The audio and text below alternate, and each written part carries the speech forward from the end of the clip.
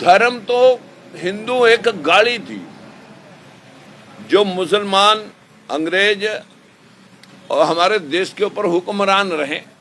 तो ये अफगानिस्तान से आए हुए लोगों ने कि हमें काफिर, हमें जो है ना एक मूर्ख और इस तरह के शब्दों से हमारे देश के लोगों को, हिंदू का मतलब था सिंधु, सिंधु पार के लोग, उसका फारसी ने बनाया हिंदू और हिंदुइज्म को लपेट करके लोगों ने हिंदू मुसलमान बनाया। जबकि यहाँ पर भारत में मूल निवासी समाज जो यहाँ का बासिंदा है, आज वो 85% लोग अपने अस्तित्व को टोल रहे हैं, अपना अस्तित्व ढूंढ रहे हैं।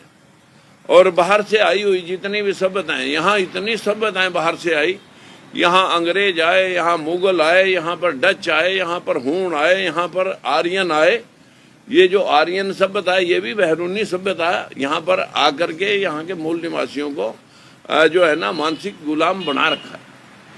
सर, एक आपका बयान आया था पहले भी, रामायण और महाभारत को आपने काल्पनिक बताया कि वो काल्पनिक। हमारे देश के सुप्रीम कोर्ट में हमारे देश के भाषा विभाग और पुरातत्व विभाग ने एफिडेविट दिया। जब नासा वाला ने पूछा था कि राम सेतु मानव निर्मित है तो आप जो है ना इसके सबूत लाएं, ताकि जो है ना यहाँ पर ये जो प्रोजेक्ट है सेतु निर्माण का, इसे जो है ना बंद करें। अगर नहीं तो इसको तोड़ करके एक चट्टानों की श्रृंखला, उसे जहाजों का रास्ता बनाएं। तब हमारे भाषा विभाग और जो हमारे पुरातत्व विभाग ने लिख करके दिया था कि ये हमारे महाकाव्य हैं, हमारी आस्था के केंद्र हैं, इनका कोई ऐतिहासिक प्रमाण नहीं है। इट मीन जिस चीज का इतिहास नहीं उसको आप कैसे सिद्ध करोगे कि ये वास्तविक है। अगर 6500 साल पुरानी सिंधु घाटी की सभ्यता के अवशेष 156 स्थानों पर, पाकिस्तान, हिंदुस्तान, आपके जो है ना जो चेकोस्लोवाकिया, तुर्कमेनिस्तान, इन सब जगह सिंधु घाटी की सभ्यता के अवशेष रखे हैं। 6500 साल पुराने अवशेष हमारे देश का आदमी कैसा था, घर गृहस्थी कैसी थी, उनके अवशेष हमारे देश के अंदर पुरातत्व विभाग में जगह जगह रखे हैं। फिर ये महाभारत और रामायण के जो इतने बड़ी बड़ी गदाएं, इतने बड़े बड़े तीर, तलवार, भाले, ये कहाँ चले गए?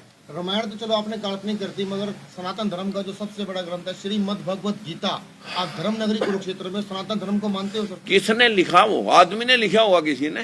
सर आपने बात की, या तो वो भगवान ने लिखा हो, फिर तो मैं मान लूं वो भी किसी आदमी ने लिखा होगा। अपना पक्ष जिसके हाथ में सत्ता होगी, जैसे आज रोज बिल बनते हैं, जिसके हाथ में सत्ता होती है वो अपना पक्ष रख करके बाकी के लोगों को गुलाम बनाता रहता है। आज भी सरकार बना रही है, तब भी किसी ने लिखा होगा।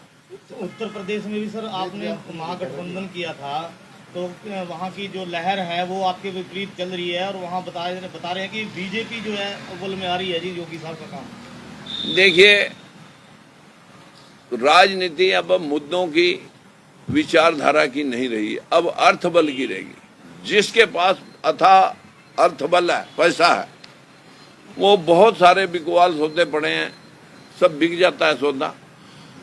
यहाँ 2-2 करोड़, जब मध्य प्रदेश के 200 MP खरीदे जा सकते हैं, जब मतलब जो है ना बड़ी बड़ी सरकारें बदली जा सकती हैं, तो एक आम आदमी की टिकट लेने वाले की खरीदारी होती है, MLA बनने की खरीदारी होती है, वोटर की खरीदारी होती है। सिस्टम कहाँ रहा? सिस्टम विचारधारा का तो खत्म हो गया। इसी वजह से देश गरीब है। रामायण महाभारत की बात आपने बोल दी, ग्रहों को मानते हो? ग्रह, देखिए, आपको मालूम होना चाहिए कि इस सौर मंडल के अंदर 9 ग्रह हैं जो एक दूसरे की परिक्रमा कर रहे हैं गुरुत्वाकर्षण के हिसाब से। लेकिन जब सूर्य और पृथ्वी के बीच में चांद आ जाएगा तो सूर्य ग्रहण दिखेगा। अगर पृथ्वी और चांद के बीच में सूर्य आ जाएगा तो फिर चंद्र ग्रहण दिखेगा। बताइए, ये ब्रह्मांड का एक साइंटिफिक सिस्टम है, लेकिन पुजारियों ने इसको गर्भवती स्त्रियां ना देखें, आज राक्षस काटेंगे इसको, ये पृथ्वी नादिये बैल के सींग पर अटक रही है, ये जो है ना शेष नाग के सिर पे रखी है। जब इस देश के अंदर एक बंदर को सूर्या को निगल सकता है तो यहाँ सब कुछ संभव है। नग आपने भी पहन रखे हैं। हाँ? नग नग ये कोई नग नहीं है, वो लाल बड़ा ये एक शीशा है। अच्छा शीशा। हाँ, मैं कोई नग नहीं रखता। सर आपने और ये भी मेरे जो सिंधी हैं। लास्ट क्वेश्चन है सर, सनातन धर्म को मानते हो? सनातन धर्म हमारे देश को हाईजैक करने के लिए बाहर से आर्यन सभ्यता के द्वारा प्लेसमेंट है। सर आपने अब हम यहाँ पर मूल निवासी जो लोग थे, 4 वर्ण 4 व्यवस्थाएं, यहाँ पर 3 वर्ण ब्राह्मण क्षत्रिय वैश्य, 3 जाति 3 वर्ण, चौथे वर्ण में 6743 जाति।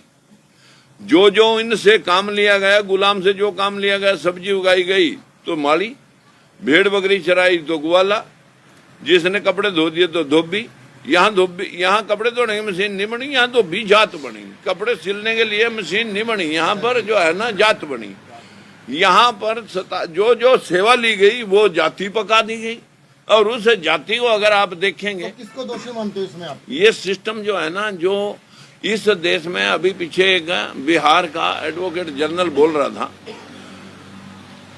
वो एडवोकेट जनरल बहुत अच्छी बात कह रहा था कि जब ऊंची नीची जमीन पैदावार नहीं दे सकती, ऊंची नीची सड़क गति नहीं दे सकती, तो ऊंचा नीचा समाज राष्ट्र निर्माण कैसे कर सकता है। इस देश की ही यह व्यवस्था है कि ये नीच है और ये सुप्रीम है। बताएं कि जो पुजारी लोग हैं जिन्होंने मतलब जो है ना कि ये बोल दिया कि साइंस जो है ना शास्त्रों से निकली। अरे आज ही कोई मंत्र मार के जो है ना हमारे को एक व्हाट्सएप करके दिखा दो परले भाषा किसी ने, हम मान जाएंगे कि आप सुपीरियर हैं, आपने आविष्कार करे हैं। कोई आविष्कार बता दो उनका।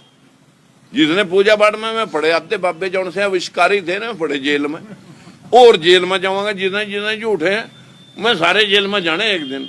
जिस दिन का ये सौदा चला है उस दिन का प्रकाश कोई रोक थोड़ी सकेगा। सर आपने कहा कि बौद्ध धर्म की आप बात कर रहे थे, तो गृहस्थ जीवन की आपने बात की। महात्मा बुद्ध भी तो गृहस्थ जीवन छोड़ हाँ, तो गृहस्थ जीवन, तो क्या वो सही था? क्या कहें? गृहस्थ जीवन उसने, उसके पिताश्री ने उसको जो है ना कंट्रोल करके रखा, बाहर की आपदाओं का उसके ऊपर असर ना पड़े। सर प्रेरणा स्रोत क्या है जी? आपको प्रेरणा कहाँ से मिलती है ऐसी बातों की? क्योंकि तमाम नेता देखे हमने, किसी ने आज तक ऐसी बात नहीं की, लेकिन आप जो धर्म के बारे में भी समझा रहे हो, लोगों को बता भी रहे हैं। नेता कहाँ से मिलती है?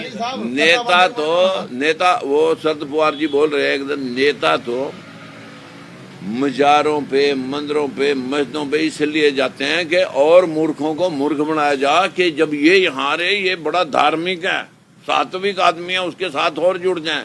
और रास्ता मास्टर कभी भी आपको बौद्ध धर्म की शिक्षाएं, चोरी की मतलब मिथ्या व्यभिचार की या नशे की किसी स्कूल के अंदर कोई ये सिखाएगा?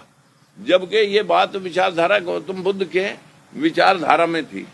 और जितने वर्ल्ड के 86 कंट्री हैं वहीं वहीं तरक्की है, जहां जहां ऊंच नीच का भाव नहीं है, जहां जहां जाति प्रथा इस कदर नहीं है। आपको प्रेरणा कहाँ से मिली सर ये?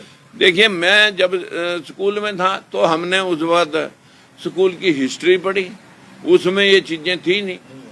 ये जो दुनिया का मतलब और लिटरेचर पढ़ा, उसमें नहीं। ये संतों महापुरुषों की जब वाणी पढ़ोगे तब आपको महात्मा हमारे, जब आप गुरु गोविंद सिंह को पढ़ोगे, गुरु नानक देव को पढ़ोगे, जब लोग सूर्या को पानी दे रहे थे तो वो इधर पानी पंजाब की तरफ मुंह करके देने लगा, तो लोगों ने पूछा कि रे इस मूर्ख को तो पूछो ये कौन है, ये किधर पानी फेंक रहा है? तो गुरु नानक देव, तो गुरु नानक देव ने पूछने लगे कि ये क्या कर रहे हो बाबा आप? बोले मैं, आप बताओ क्या कर रहे हो? बोले हम तो अपने पूर्वजों को पानी दे रहे।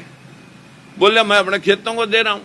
बोले थारा खेतों में पानी चला जाएगा? बोले तुम पानी सूरज को दे रहे हो, पूर्वजों के पास भेजने के लिए चले जाएगा। आज जब पुजारी आता है, जब उसके घर में गिलास की कमी होगी या धोती फट रही होगी या उसकी मतलब जो है ना चादर लोई फट रही होगी या नहीं रही होगी, तो वो चीज लिखवा देगा, ये चीज लानी है, तेरे श्राद्ध जो है ना तब निकलेंगे। यानी जिंदेगा तो जिंदेगा, मरे कभी पंडा नहीं छोड़ता। इसका मतलब श्राद्ध वगैरह कुछ भी नहीं है। ये गौतम बुद्ध ने कहा आत्मा कोई नहीं है, आत्मा के नाम पर झूठ डिकोसला है।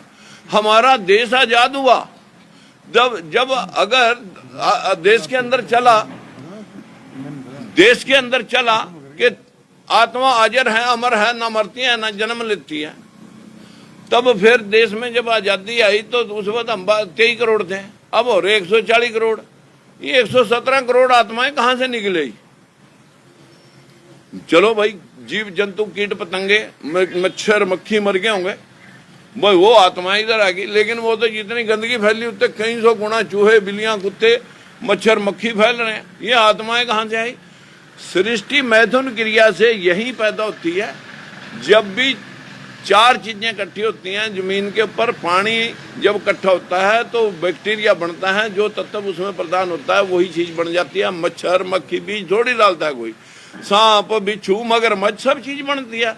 जब पृथ्वी पर पानी आया तभी ये डायनासोर तक अनेकों प्रजातियां पैदा हुई। यूनी में एक आदि मानव पैदा हुआ। उस आदि मानव ने ऐसा ऐसा पत्थर से आग जलानी सीख ली, और फिर वह आदि मानव जो है ना ऐसा ऐसा उबला हुआ मांस खाने लगा, और फिर उसका बाल उठ गए। गुफाओं में रहता था तो वहां सांप काटते होंगे तो कुटिया में आ गया, तन ढकने के लिए बेल पत्ते लपेटने लगा।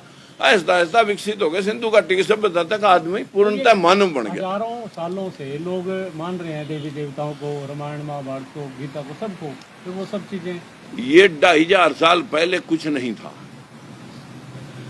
2500 साल पहले पुष्यमित्र शुंग ने अशोक सम्राट को कि 10वें राजा पुष्यमित्र शुंग ने बृहदत्त मौर्य का कत्ल करके, और तब जो है ना अपने दरबार में बैठाएगा एक वाल्मीकि ब्राह्मण है जो जिससे ये रामचरितमानस और रामायण लिखवाई। और ये दशहरा कि मैंने आज 10वां राजा था कि मैंने 10 राजाओं को आज खत्म कर दिया। 10वां राजा खत्म हो गया कि वो 10 सिरों वाला आदमी नहीं होता। कोई आदमी सुना आपने कि 10 सिर वाला होता है? मतलब रावण था ही नहीं। रावण तो बृहदत्त मौर्य को पेश किया जा रहा है। बृहदत्त मौर्य अशोक सम्राट की वंशावली का 10वां राजा, जिसको हम आज एक एक नोट और जिसकी झंडी और स्टैंप लगा के घूमते हैं। ना भगवत गीता ही। ये सारा जो सिस्टम है लोगों को समझाने के लिए, जैसे उपन्यास लिखे जाते हैं, जैसे सारी फिल्म इंडस्ट्री टोटल की टोटल सारी फिल्म इंडस्ट्री काल्पनिक है, वहाँ कोई वास्तविक घटनाएं होती हैं। हिंदू धर्म को मानते हैं ना सिख धर्म को, ऐसा है क्या है? अरे भाई, धर्म क्या है? धर्म इंसान का है, इंसानियत, जाति है उसकी जमीर, इसके अलावा कोई धर्म नहीं होता। सैनी साहब, भगवत गीता को मानते हो? अरे भगवत गीता भी तो एक कायदा है किसी का लिखा हुआ। अच्छा, कायदा बना दिया आपने? और तो वो क्या चीज है वो? की बात है। सनातन धर्म का सबसे अरे भैया, Sanatan Dharma is mean to call Aryan सभ्यता का। सैनी साहब, कहने का मतलब आपका यहाँ भगवान नारायण ने, भगवान श्री कृष्ण ने गीता को उपदेश नहीं सुनाया अर्जुन? अरे यहाँ जो है, यहाँ जो चीजें हैं ये सारी जब गीता ही देखिए 6500 साल के हमारे अवशेष हैं, सिंधु घाटी की सभ्यता के अवशेष हैं। तो फिर में अवशेष जो गदाएं थी, जो तलवारें थी, भाले थे, सुदर्शन चक्कर थे, बड़ी बड़ी इतनी बड़ी बड़ी महल माड़ियां थी, जहाँ मतलब जो है ना जितने इतने बड़े दरबार लगते थे। हाँ, वो साथ में चले। गीता छूट गए मतलब तीर तलवारें तो दिमक खागी और दिमक गीता को नहीं खागी। क्या काल्पनिक दिमाग इस देश ने पाया।